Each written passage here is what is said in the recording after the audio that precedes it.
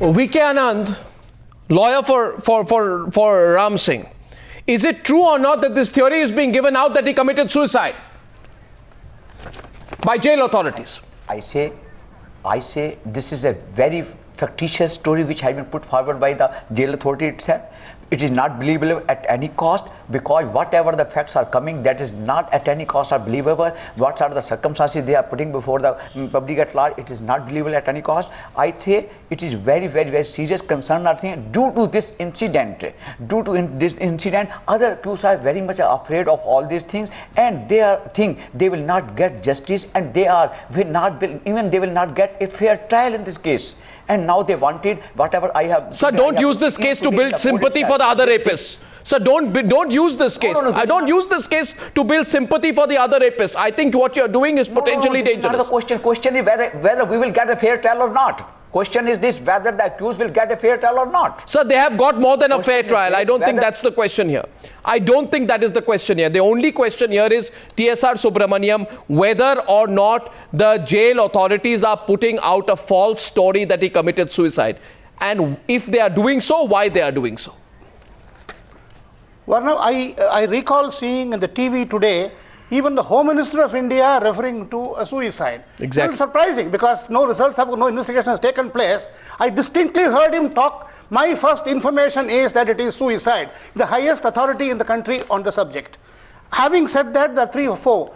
I'm not a lawyer. There are very eminent lawyers here. My first consideration is the other 4 accused are certainly going to use it, pin the maximum amount of blame on the one person who is not there to defend himself. I am not at all certain it won't affect the case. Let us see how it develops. Aryaman Sundaram says no. Make one or two more short points. No, Mr. Sundaram says no, I let him come in. Mr. Sundaram says no, I let him come in. Mr. Sundaram, I'm coming back to you. Okay, fair enough. Mr. Sundaram says no, it won't affect the case. I really fail to understand how the death of one of the accused, when they have already been charge-sheeted, is going to affect the trial against the others. After all, as an accused, he was not called upon to give evidence either for himself or against others or anything like that. Now, if he is dead, the trial is not going to get affected. It's a different matter to say what were the jail facilities like which allowed such a death to take place. That's a different question. Mr. Sundaram, please don't confuse it with the trial. I will not in any way. I will not argue with. It's not going to reach its natural end. I will not argue with the legal acumen of Mr. Aryaman Sundaram. All I wish to say is there are only 5 accused and 2 victims in that bus. True. One of them is no more. Well said. It's fairly easy to pass on much of the activities which took place inside the bus there. It's a legal issue. I withdraw my statement. Having made it, I pass. I leave it to other legal people. But let me make 2 or 3 quick points before I go. One is, we talked of a turf war between jail and police. Today we have seen nothing to glorify the police, maybe nothing also to condemn them. All of us know from FIR stage to investigation stage what is happening all over the country. I don't think we need to be happy.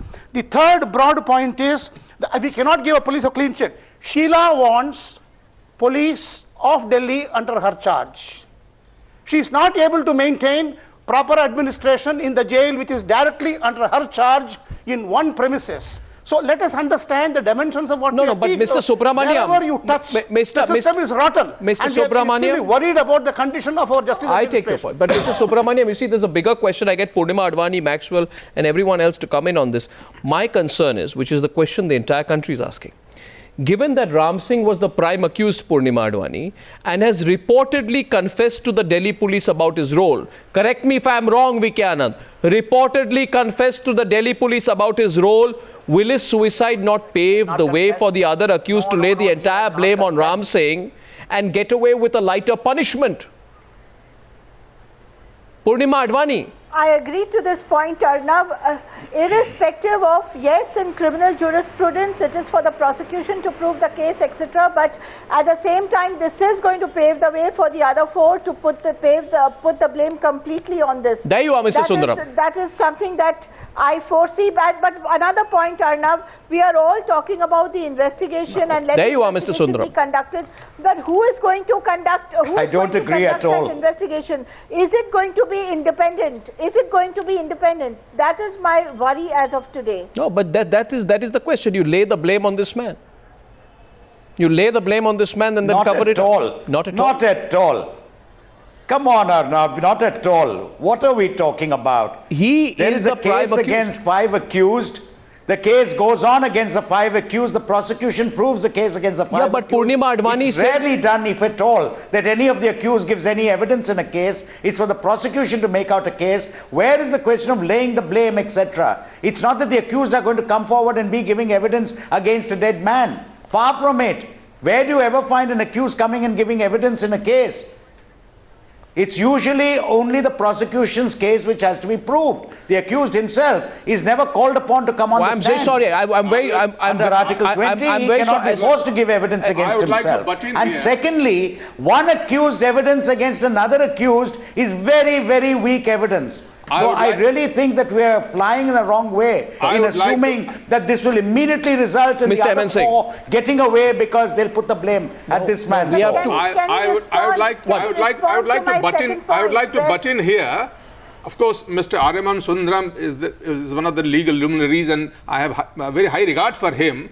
But then I agree with him to the extent that this is not, the death of this fellow is not going to derail the trial process, and therefore it is not going to impact in that sense. But I do not rule out the possibility of the other accused, because we don't know what happened and why he died. I do not rule out the possibility of the other accused trying to take advantage and trying to sort of wriggle out of this or to minimize the. That is one thing. And the second thing is that, as I said earlier, that the whole country feels cheated because the prime accused in the case, the main fellow, has somehow died and has in fact escaped the process of the trial and the humiliation that he was suffering. And therefore the country feels cheated. To that extent, it is a very unfortunate thing. Well, after the security lapse, Press Trust of India reports here, one minute, Press Trust of India reports here, Home Minister says preliminary inquiry suggests he has committed suicide. There's a major security lapse. We'll wait for the inquiry to be completed. Well, now one second. The question I have for VK Anand is this. This whole business of a security lapse has led to the demand for bail of the accused for the other authorities, because they'll say the Tihar jail authorities cannot provide security to the accused. Will this have a bearing on the bail plea of the others? Tell me.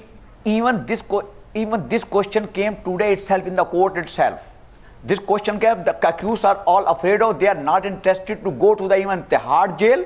They say they wanted to go, despite not to the Tihar jail, but they will prefer to go to the jail, police station itself, but they will not prefer to go to the Tihar jail itself. So question as regards your question is whether they are entitled for the bail is concerned, this procedure are to be followed in this regard. But on the other hand, we are ensuring their safety problem are concerned, that we have made an application, we are going to make an application to the court itself that their safety measures are to be taken perfectly. Well, I think that, yes, a couple of last comments on this. Bharti Haq, please. Where do you see this going right now? Well, at the moment, Arnav, I think whether it is the other accused trying to get benefit out of it, or whether it is actually genuinely there has been an impact on their psyche and on their mental health, is something. I mean, both the situations need to be treated equally seriously, and therefore the only way out is to have time-bound investigation into what really happened, and at the same time also look at questions like, have there been suicides in Tihar in the past? How many? Under what circumstances? Because to my understanding, suicide inside Tihar is really, really very difficult. Well, and therefore the theory of foul play has to be taken on, and the course of investigation has to be on those grounds. Well, I think. Finally, my last word. Yeah. Sorry, Okay. my last word would be that we have to see that you know, the trial, whether that's going to be affected or not is something for the courts to decide. I think in terms of technicalities, perhaps not, but in terms of the impact on the other accused, definitely yes. I think that, you know, at this, with all respect, Ms. Bharti ul Haq, in this case, the greatest injustice was done to Nirbhaya. And we need to look at serving justice from the point of view of the victim, not of the point of view of the accused. The facts have been laid bare here. We can't go around in circles. Non-accused has also a fundamental right. Sir, I know that, sir. Sir, I know that. Let's not. have a right.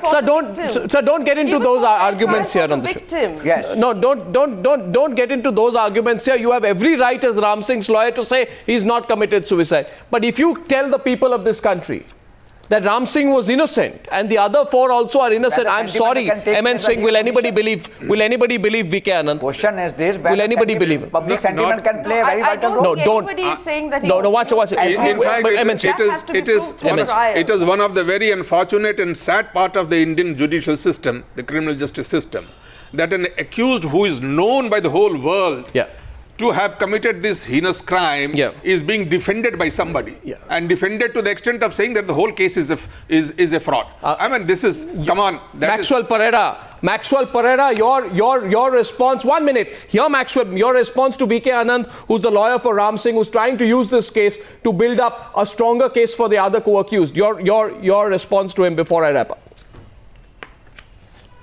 I can only say it is condemnable, but at the same time, who called such people to, you know, postulate such this thing? I think, doesn't the media have to blame here? Why do you discuss such issues which put ideas into the minds of the other accused? Well, let me tell you. And what stops? The other accused can always use, whether there was a suicide or not, they can always use any plea, any kind of a, you know, red herring to put a matter of doubt in the minds of the court. And by discussing these kind of issues, are you yourself or are we Mr. all Maxwell Pereira, not disrespecting Mr. Maxwell Pereira, I'll tell you one thing. I'll tell you one thing. I have great regard for you. No, I first want to say I have great regard for you. 1 minute. Don't tell me your fundamental rights. Mr. Maxwell Pereira asked the media a question, and he knows that I have tremendous regard for him. I'd like to remind Mr. Pereira, who opened the Priyadarshini Mattu case? The media. Who asked questions about how Manu Sharma, what he was doing on parole? The media. Who asked questions about the circumstances of VVIP treatment for Yediyurappa in jail? The media. Who asked the question about the treatment for Punjab Minister Bibi Jagir Kaur being treated as a special prisoner in jail? The media. The media will ask the questions. When the media asks the questions, we have a right, but it's not going to give the rapist opinion. Are you suggesting that the media influence the judgment? Are you sure about it? I think that no judge in this country and no court will be influenced by the media. The media only puts the facts together, however uncomfortable, and that is our responsibility. Please, remain at that. Mr. Maxwell Pereira, in this case, Before we shut, one very important point. I only hope that the investigation is conducted in an independent manner. I beg. And that is what I really fear. I second that. I think we all are on same ground on that. Ladies and gentlemen, we may disagree, but our right to have a debate and to investigate something is the right given by a democracy. And I thank you all for participating on this debate tonight. Thank you.